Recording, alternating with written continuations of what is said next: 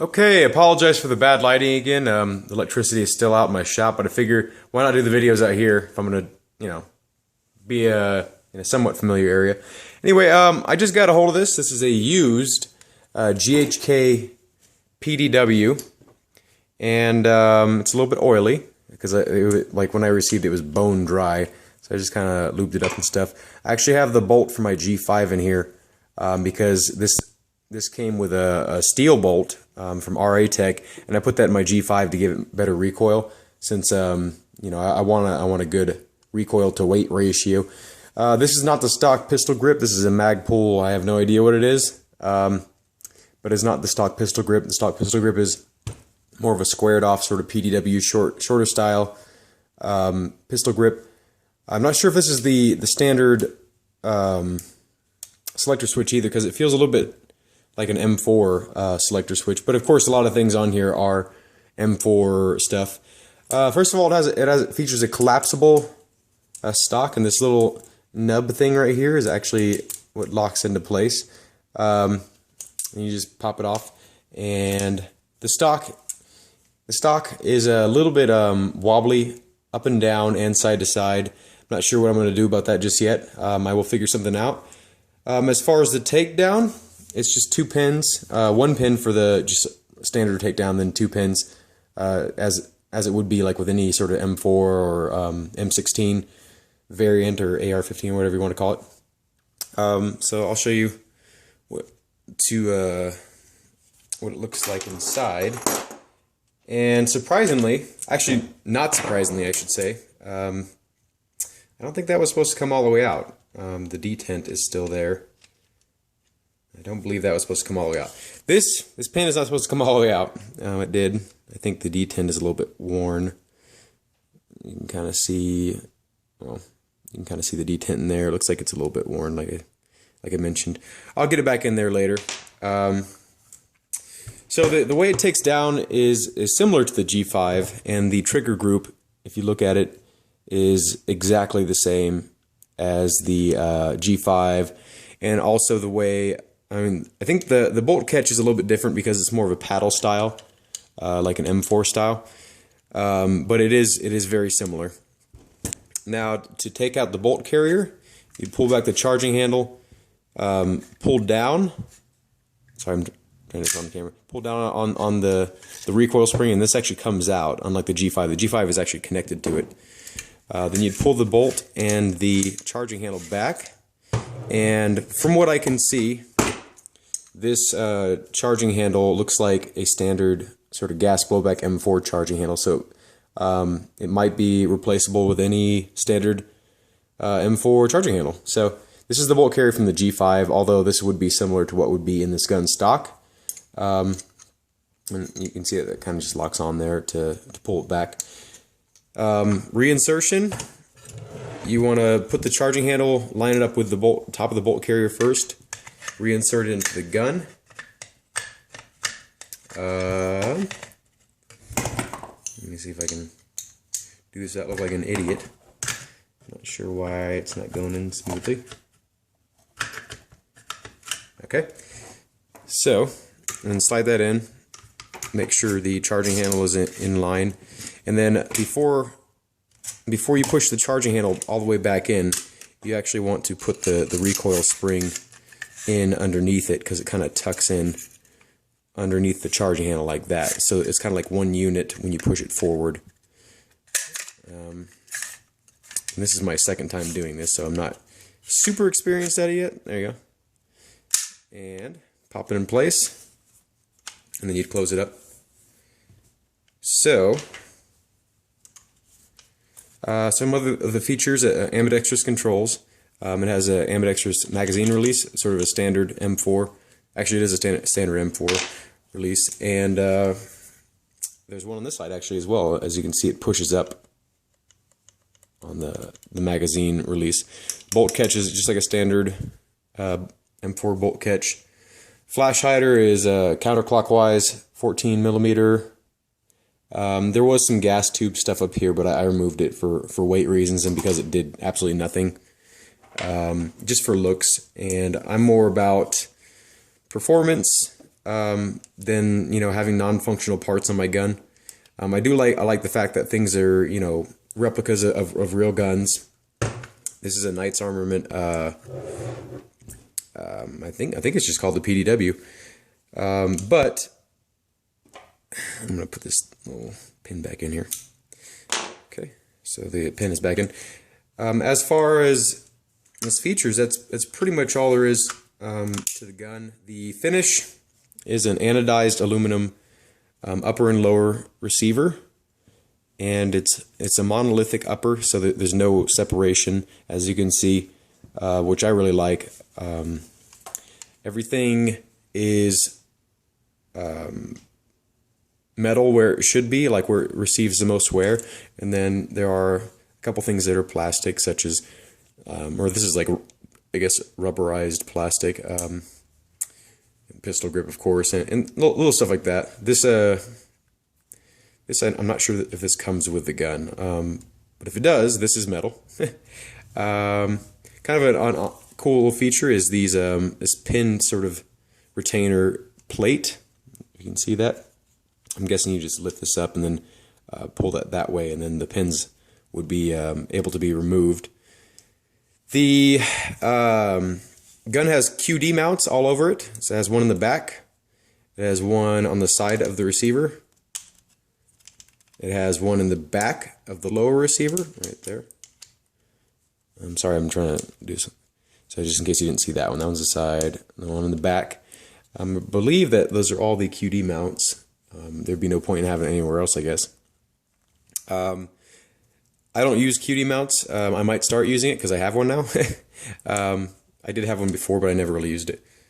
In terms of, you know, like it's a nice quality piece. I'm not sure if that's stock or not, as this is a used gun, and I'm not really sure what's stock and what's not, because I've never owned a new one. The sights are kind of like SCAR. This is kind of like a SCAR sort of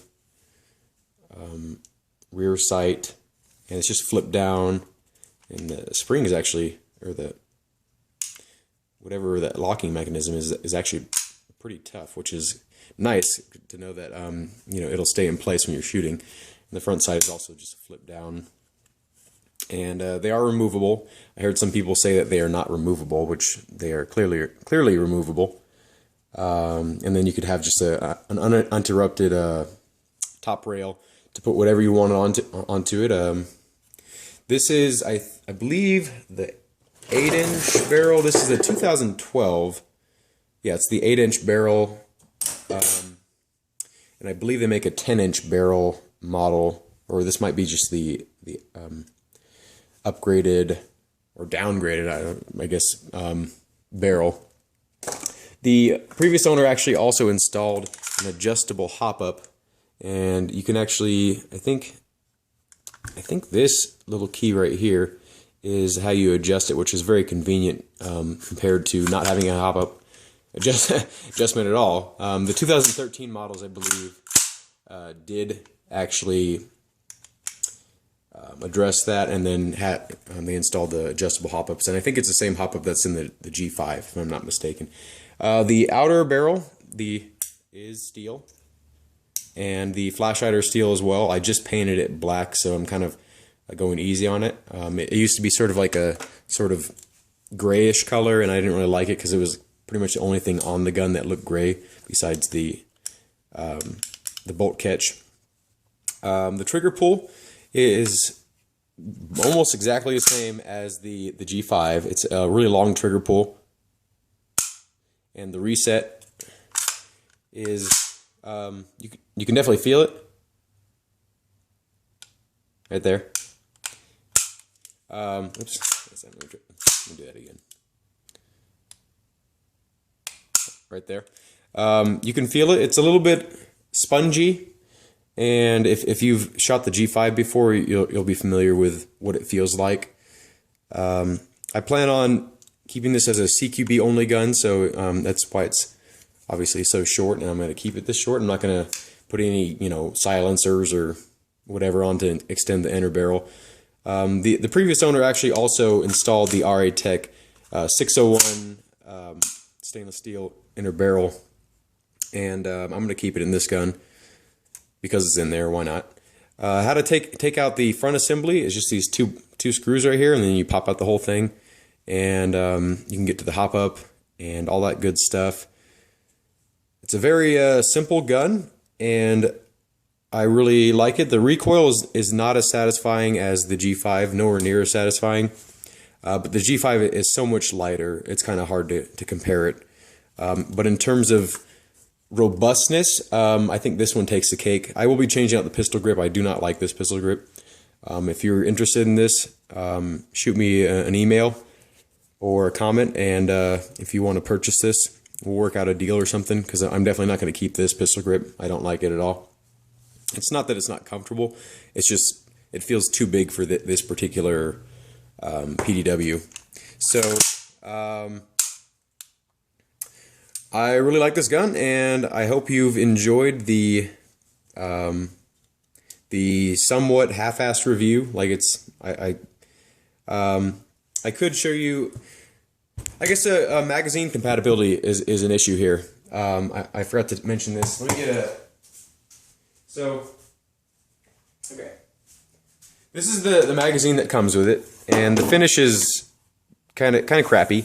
As you can see, it's it's all right, but it's kind of wobbly, and I think this pin right here is what holds everything in place, which is, I guess, a good design because it's easily accessible, but everything's just kind of loose around there. This magazine does work, and it's clearly used, so it's not like it's a brand new piece. I don't know how abusive the owner was with this mag. It looks relatively in decent condition, like he just put it in the mag well a bunch of times and maybe disassembled it a few times. But the magazine fits in there nice, right? This is the one that comes with it, and this is again the 2012 model. The magazine does fit in nice, but it has zero compatibility and without modification. You can modify the mag well to accept these, but this is the G5 mag, and you would have to shave off all these right here, and it's just not worth it.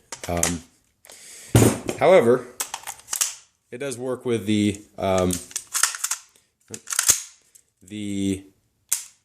PMags, the GMP PMags. They fit in there. They're actually very nicely, and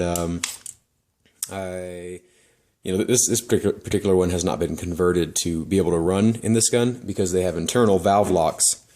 As you can see, there's no valve lock on this, and there's none on this. So I will be probably converting more magazines to run in this gun, or obtaining more. But for now, like, this magazine does work well with it, the one that comes with it. I don't know if I could load it up and show you what kind of FPS you get. I don't have anything less than 0.28 currently, and I'll just take like 5 shots or whatever I just loaded and show you what kind of FPS we're getting here. This tank is relatively low, so it's only going to last for a couple shots in the first place. But magazine insertion is very satisfying. The action is really smooth in terms of what do you want to call it? I'm going to have to do this off camera, actually, because the flash on the camera has always interrupted the light sensors on the chronograph, but I will call out what it's shooting at. I know this seems kind of unprofessional, but nothing. Okay, so it's running about 300 feet per second with 0.28. I did a little bit of testing before this, and it seemed to average out at about 300 to 320 with 0.28. I don't know if that's a standard number for these, but because this is a 6.01 inner barrel in here, so it has a little bit more power. And the reason this particular gun sounded a little bit anemic when I was shooting it like 5 seconds ago was I almost have no gas left, and I